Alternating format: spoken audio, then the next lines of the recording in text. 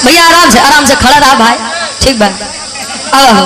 अब भैया भीड़ पब्लिक क्यों के रोके रोकाई थोड़ी बा, ठीक बा ठीक बा।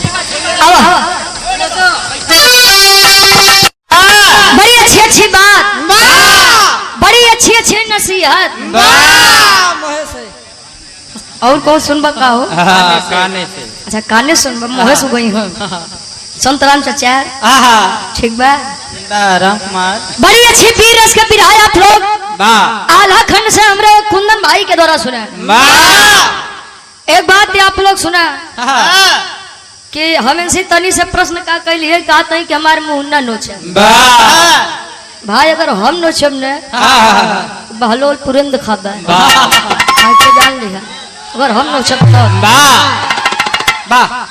बड़ी अच्छी बात कहें कि कभी जी से कहते हैं नहीं, कभी जी हर एक चीज दिहन, हम कब कहे कि हमको कभी जी कुछ नहीं दिहन।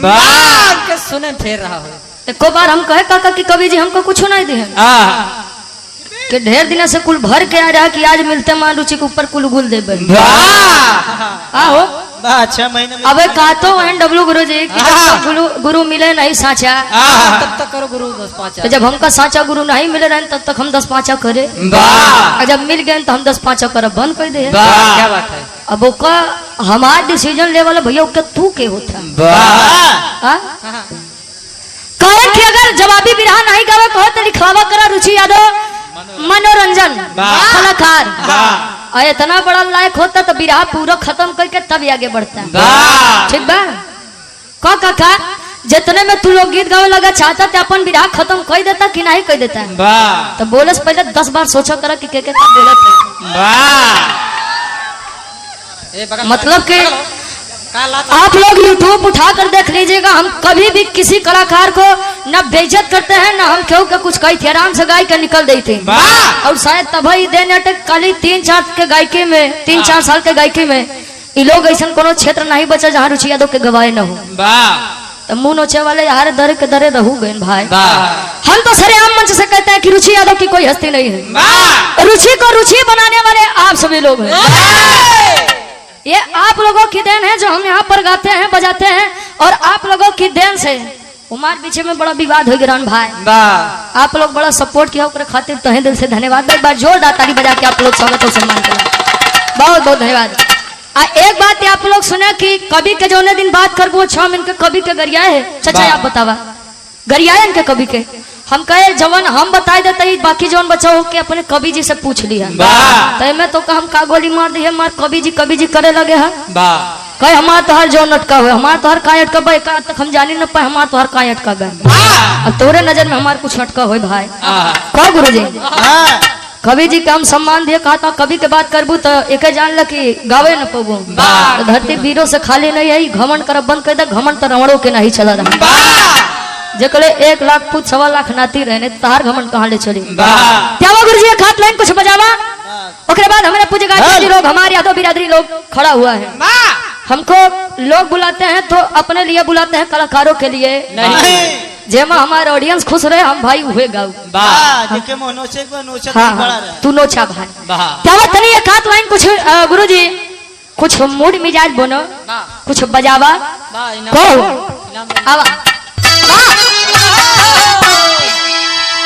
बिरहा सम्राट स्वर्गीय दादा श्री राम यादव जी गीतिया के गाँव में भाई आई कोनो नई गीत न है आप लोगों के जमाने के गीत है, खाली आप लोग हमारी आवाज में बड़ा प्यार देता है। दुल्ही मनावन करके कैसे गुरु जी राजा हो तो कैसे मनाए, राजा हो तो कैसे मनाए, राजा हो तो कैसे मनाए।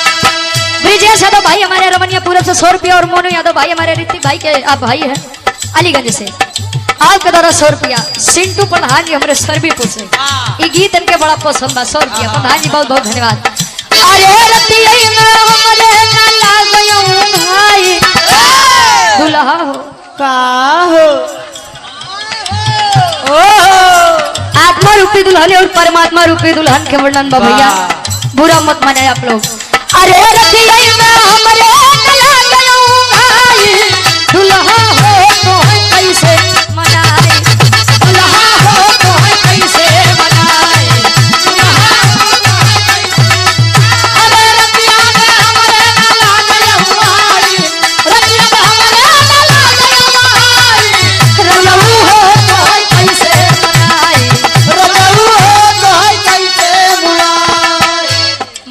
मनाई हो मनाई। वाह और आप शुभम यादव जी कन्हई कपूरवा से 100 रुपया भैया बहुत बहुत धन्यवाद। सातू कपूरवा से राहुल यादव और आप शिव कुमार यादव प्रधान जी कमलिया से भैया बहुत बहुत धन्यवाद। पहले के दुल्हन कम पढ़ी लिखी रहा डब्लू गुरु जी, लेकिन संस्कार के स्तर उनके अंदर बड़ा उच्च रहे। पहले के दुल्हन लंबा घूंघट करे काहे बदे जानो थे। उनका दांत बड़े बड़े रही बड़े टोपे रहे। देखा ही जाता है घिसे पहले के दुल्हन मांग भर के सेनुर लगावे ऐसा कि हमरे दुल्हा के आयु लंबी होखा भाई। आज के दुल्हन तनी सा टिकली है काहे बदे जानो थे। ये जल्दी मरे दूसरे के जाई। तार वाली कितना लगावत वाह इनके लगाऊ भी नहीं करत। वाह और आप सुनील कुमार यादव जी, आप राजकरण यादव जी अलीगंज बाजार से, आप सोनोवा के का लिखे भैया, सोनोवा के कीमत सोनार जाने 100 रुपया भैया बहुत बहुत धन्यवाद। राहुल यादव कस्बा से KNI सुल्तानपुर से 100 रुपया बहुत बहुत धन्यवाद। सिंटू यादव प्रधान जी हमारे सरवीपुर से 100 रुपया बहुत बहुत धन्यवाद। अबे आप बोली होते नहीं बा बीता बल पनवा तैयारी रे जवानी बीता बल पनवा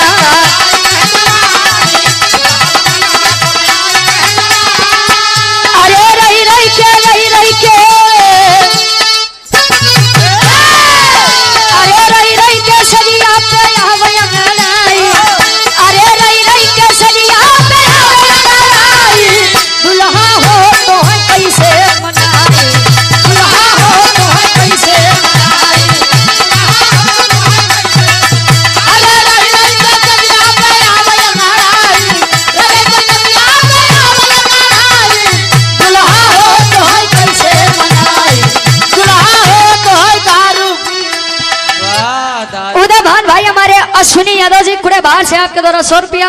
और पुनः हमारे बड़े भाई मोनू यादव जी अलीगंज से हमारे गार्जियन जी ऋतिक भाई के आप बड़े भाई हैं लेकिन बड़ा तो लागत है भाई। अच्छा वही बड़े हैं आप गार्जियन जी के द्वारा 100 रुपया बहुत बहुत धन्यवाद।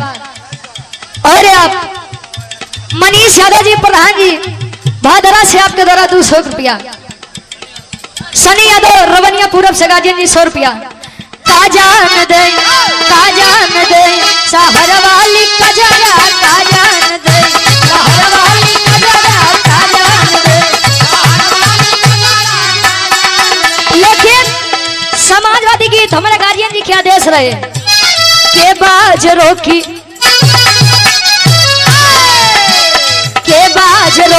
सपा के साइकिल जा के बाजरों की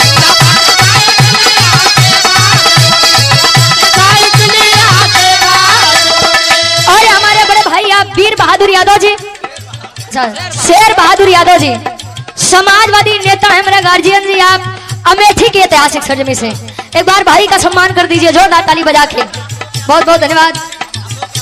अशोक यादव BDC गार्जियन जी के द्वारा 100 रुपया पूरे भीटी से बहुत बहुत धन्यवाद। हमारे गार्जियन जी के द्वारा सुंदर माला 500 रुपया का सम्मान बहुत बहुत धन्यवाद भैया। हाँ बिल्कुल बिल्कुल। अबे समाजवादी का ना अबे अहिरे के भीरी में अगर गुरुजी समाजवादी गीत न हो तो जान लो भीरी अधूरी बा भाई। अब की महीना भर कुल हम भीरे के गीत गौबे भे भाई। मनोज यादव जी खुशी डीजे कन्हई कपूरवा खोखीपुर से 100 रुपया। डॉक्टर मोहन जी कंसा कपूरवा से आपके द्वारा 100 रुपया। और आप प्रधान जी हमारे बैजापुर से पप्पू यादव जी आपके द्वारा 500 रुपया बहुत बहुत धन्यवाद आशीर्वाद के चाह रही।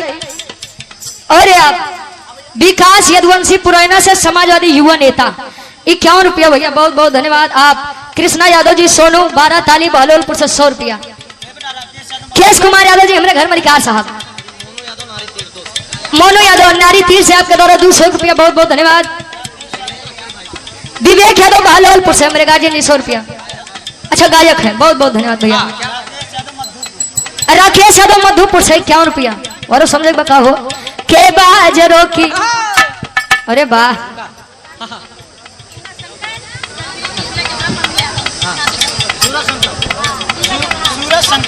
सूरज शंकर पम्मी यादव जी आपके द्वारा झांकी ग्रुप। अच्छा झांकी ग्रुप 100 रुपया भैया बहुत बहुत धन्यवाद। चिलबिला और आप यादव इंटरप्राइजेज अशोक कुमार उर्फ गुड्डू भाई सैनिक ढाबा खोखीपुर सुल्तानपुर से 100 रुपया। के बाजरों की सपा के साइकिल के बाजरों की सपा के साइकिल के बाजरों की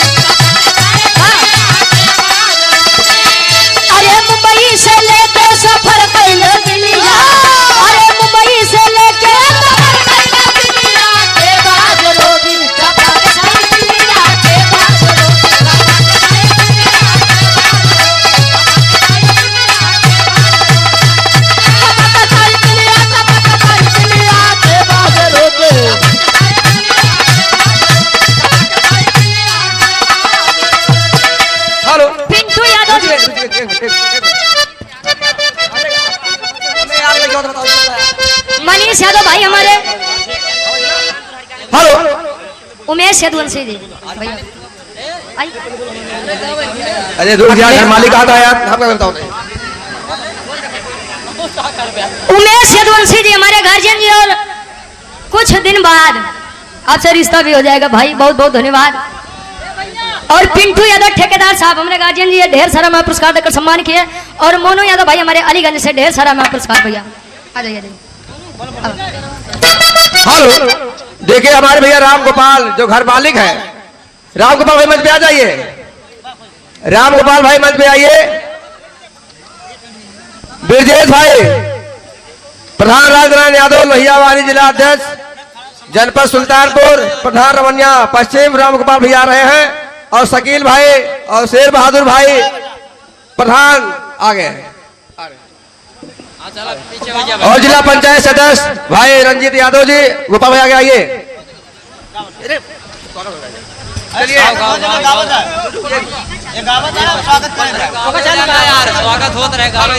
हेलो देखिए हमारे अधिवक्ता भाई राम गोपाल यादव जी शकील का माला पर स्वागत कर रहे हैं।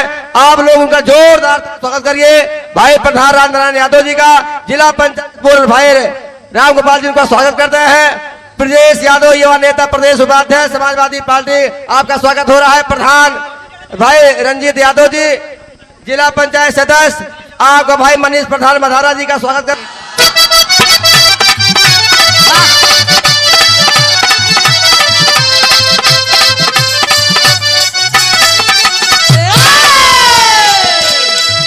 अरे रे मेरा जान थे मुलायम,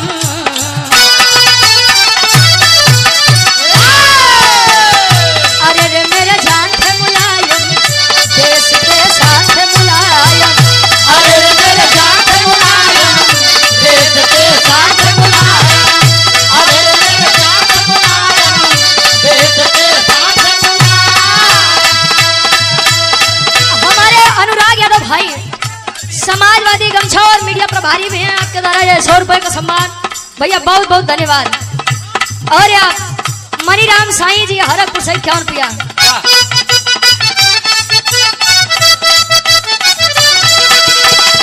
अरुण यादव भाई हमारे जनकपुर आए हुए हैं 100 रुपया।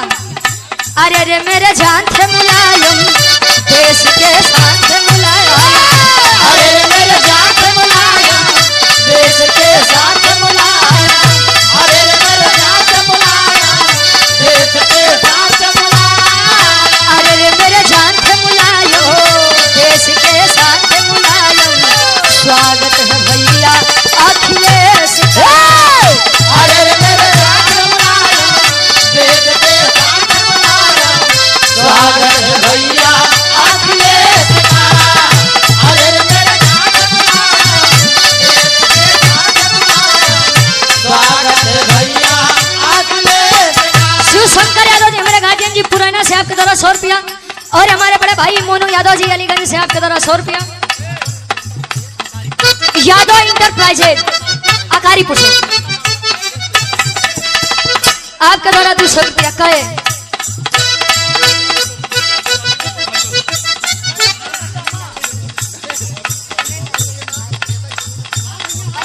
अच्छा ठीक।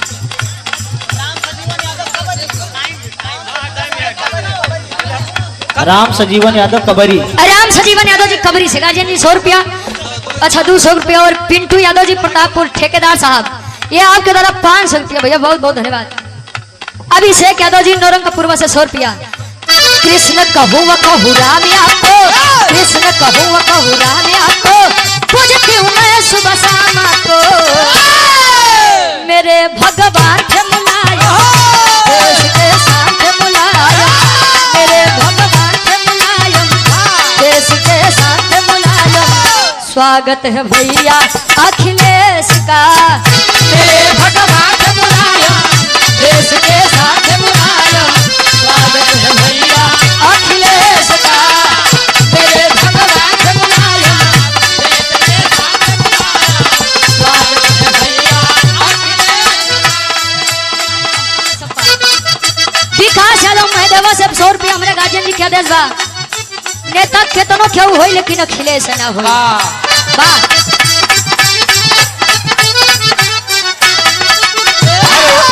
शकील भैया तो जैसन राज चलवलस सपा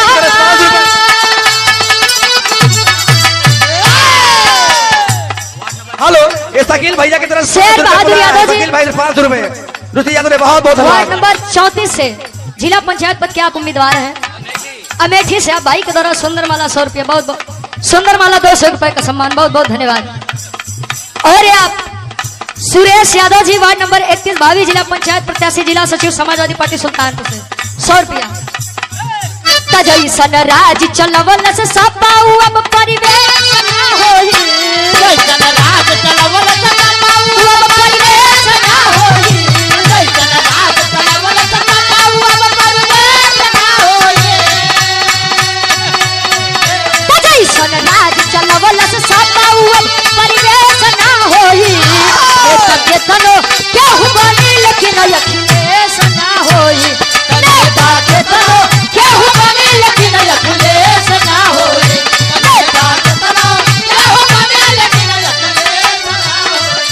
केशवराम यादव जी विधानसभा कोषाध्यक्ष इसौली से आपके द्वारा सुंदर माला 100 रुपया, बहुत बहुत धन्यवाद। सादा जीवन उच्च विचारो, सादा जीवन उच्च विचारो, उसमें कुछ तो विशेष है। सादा जीवन उच्च विचारो, उसमें कुछ तो विशेष है। सादा जीवन उच्च विचारो, उसमें कुछ तो विशेष। और आप हृदय के गार्जियन जी हमारे हरिलाल यादव जी, हमारे गार्जियन जी इस भाव का सम्मान करते हुए 500 रुपया, बहुत बहुत धन्यवाद। आशीर्वाद के चाह रहे हैं। प्रदीप यादव कोटेदार साहब, जहाँ कार्यक्रम हुआ था मुसाफिर खाना। अच्छा, बहुत बहुत धन्यवाद। रवनिया पश्चिम से आप गार्जियन के द्वारा सुंदर माला, बिल्कुल बिल्कुल, बहुत बहुत धन्यवाद। ए भैया यार पीछे हो जाओ। सुरेश यादव वार्ड नंबर 31 भावी जिला पंचायत प्रत्याशी भैया के द्वारा 100 रुपया। सादा जीवन उच्च विचारो, उसमें कुछ तो विशेष है। सादा जीवन उच्च विचारो, उसमें कुछ तो विशेष। जय अखिलेश। सादा जीवन उच्च विचारो, उसमें कुछ तो विशेष है। केशवराम यादव जी रवनिया पश्चिम से 100 रुपया। बात पे अपने अडिगी रहे यो, बात पे अपने अडिगी रहे यो, राशि जिनका मेष है। बात पे अपने अडिगी रहे यो, राशि जिनका मेष है। बात पे अपने अडिगी रहे यो, राशि जिनका मेष है। दिनेश कुमार यादव जी जिला पंचायत पद हेतु शांति ऑटोमोबाइल सुल्तानपुर वार्ड नंबर 32 के उम्मीदवार, 200 रुपया सुल्तान वाला, बहुत बहुत धन्यवाद। सादा जीवन उच्च विचारो, उसमें कुछ तो विशेष है। मैं अपने अडिगी रहे और राशि जिनका मेष है। लोहिया राज नारायण वाला। कांता प्रसाद यादव जी मठा से 200 रुपया। लोहिया राज नारायण वाला, परिवेश ना होई। लोहिया राज नारायण वाला, परिवेश ना होई। लोहिया राज नारायण वाला, परिवेश ना होई। लोहिया राज नारायण वाला, परिवेश ना होई। नेता केतनो केहू बनी लेकिन अखिलेश ना होई। नेता केतनो केहू बनी लेकिन अखिलेश ना होई। नेता केतनो। और आप राम तीरथ यादव जी बराहिमपुर से 200 रुपया और मोनू यादव अलीगंज से भाई हमारे 500 रुपया, बहुत बहुत धन्यवाद। और आप अभय यादव उर्फ लाला भाई जिला पंचायत प्रत्याशी वार्ड नंबर 28 से टीम 5200 हमारे भाई के द्वारा ये 500 रुपए का सम्मान, बहुत बहुत धन्यवाद भैया। और आप दिनेश कुमार यादव जी वार्ड नंबर 32 के उम्मीदवार जिला पंचायत पद हेतु शांति ऑटोमोबाइल सुल्तानपुर 100 रुपया, बिल्कुल बिल्कुल।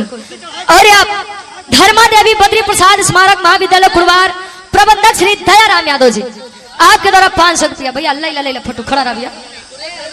सुरेश यादव जी भैया 100 रुपया। एक लाइन गुरु जी कुछ बजा लो कर बाद कुंदन भाई के भी 10 मिनट दे दा। अच्छा जय बोला जाए, ठीक ठीक।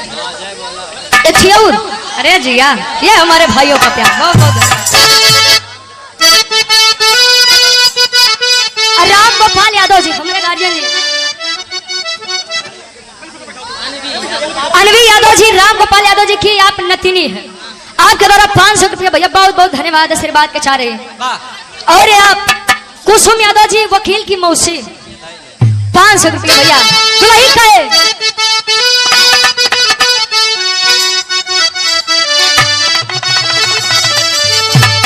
अरे हमारे राजा हमारे दुल्हा मोरे राजा मोरे करेजा हमारे राजा हमारे दुल्हा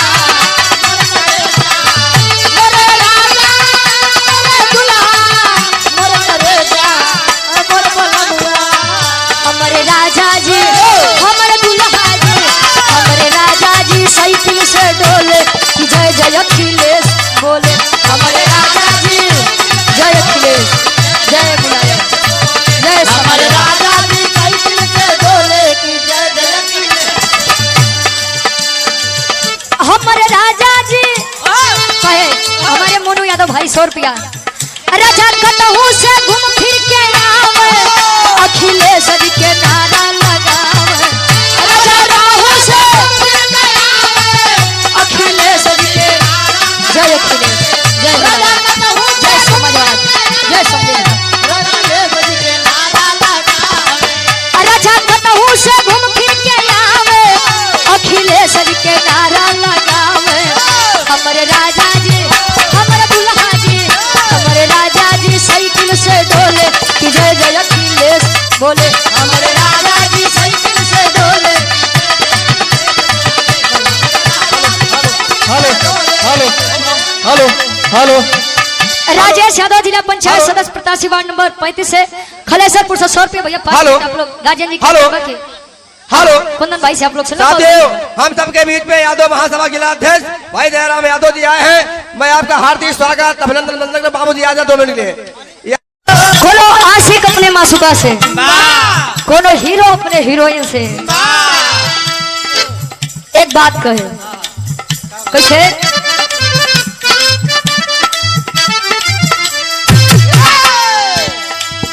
मौसम है आशिकाना मौसम है आशिकाना ऐ दिल कहीं से उनको ऐसे में ढूंढ लाना मौसम है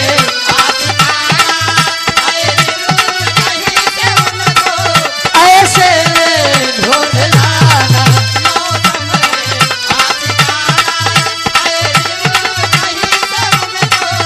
ऐसे में ढूंढ कहे मौसम है आशिकाना अरे दिल कहीं से उनको ऐसे में ढूंढ लाना। प्रेम करना कोई गलत बात नहीं है डब्लू गुरु जी। प्रेम करना तब गलत बात नहीं है जब प्रेम पाक और पवित्र हो तब उसमें गंदगी ना हो। आजकल प्यार की परिभाषा खाली कुछ है आदमी समझते हैं। 2-3 आदमी के हो आशा राम राम रहीम नारायण साईं। हमका लगा थोकरे बात तू ही समझ पाए। तोहरे नंबर है अरदास भाव बिटिया अरदास करे हर कलाकार हर एक दिन नए महफिल में जा करके अपने गायकी के अंदाज से अपने वादकी के अंदाज से लोगों का दिल जीतने का कार्य करते हैं। अर्जी माई हमार बा मर्जी तुहार बा। अरदास बा कैसे भाव जागो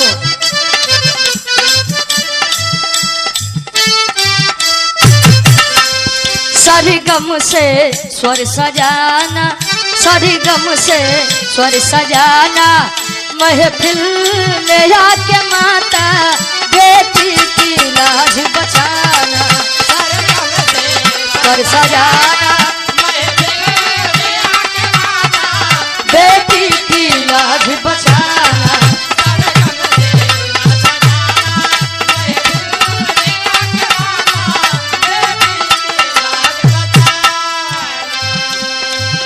सरगम से स्वर सजाना महफिल में आके माता बेटी की लाज बचाना। कौने में सिटी बा भैया देख लो के ना ना दाम से देख ला कोनो दिक्कत नहीं बाबू।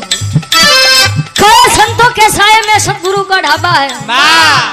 मन मानो तो मथुरा मन मानो तो काबा है। मानिला था देवी देवता नहीं मानता पत्थर। और आप सम्मानित हृदय के गार्जियन जी, आप पवन यादव जी, पूर्व जिला पंचायत सदस्य और भावी विधानसभा 187।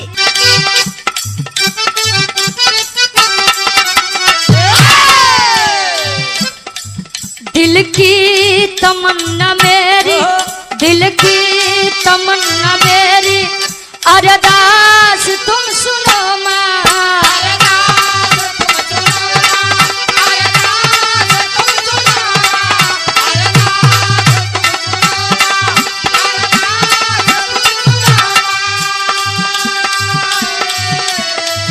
गम का न छाया आए, गम का न छाया आए, विश्वास तुम भरो माँ,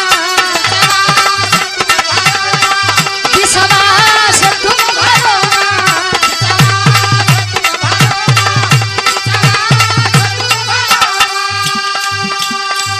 विश्वास तुम भरो माँ।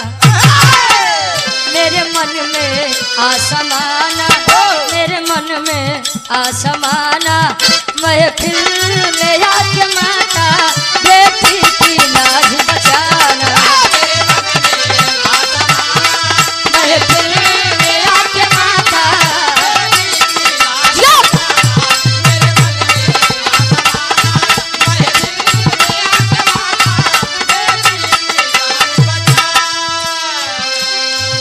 कहे मेरे दिल में आसमाना, महफिल में आके माता बेटी की लाज बचाना।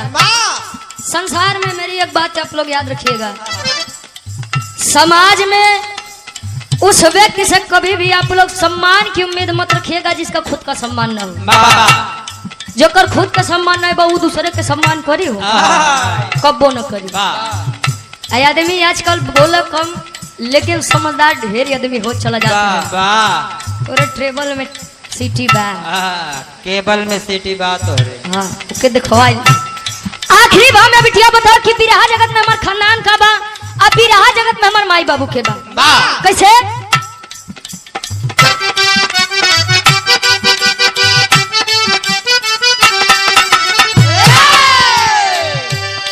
गुरु गणेश की कृपा से, गुरु गणेश की कृपा से रामलाल छटा बिखेरे,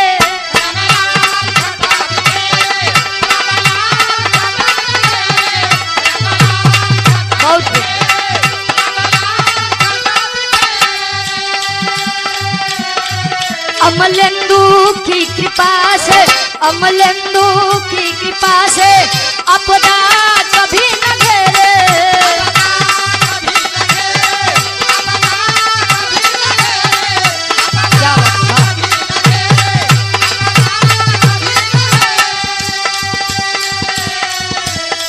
आपदा कभी न घेरे। अरे रुचि को,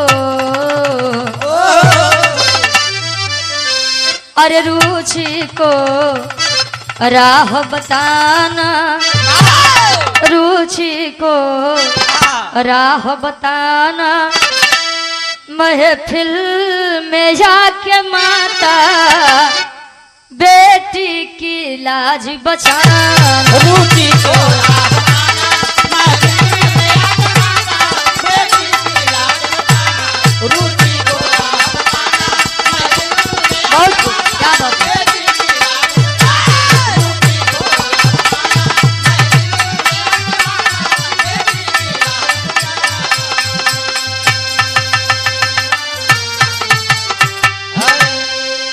और आप हृदय के गार्जियन जी, बड़े भाई हमारे अनुराग यादव जी, आपके द्वारा 100 रुपया बहुत बहुत धन्यवाद। आशीर्वाद के चारे के बच्चे अपनी कला में कामयाब रहे।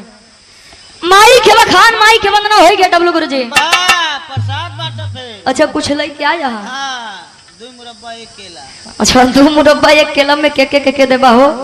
मुरब्बा पेड़ दिया जाए, अकेला वही सब ऊपर छिड़क दिया जाए। वाह मुरब्बा खा लेता तो आराम हो जाता। अखिलेश यादव जी सातों कपूरवा से आपके द्वारा 100 रुपया भैया बहुत बहुत धन्यवाद। वैसे हर 2 मुरब्बा 1 केला पता न कहाँ प्रसादी मिली भाई। बाट गया होता चुकता ही नहीं ना। श्यामा गुरु जी हमारी बड़का भैया लोग आए हो गए, एक आध लाइन कुछ बजावा। ओकरे बाद वहां से बड़ी सुंदर आप लोकगीत सुना। वाह तो तनी सब पहले भाव बने, ओकरे बाद आगे के बात हो गुरुजी। वाह वाह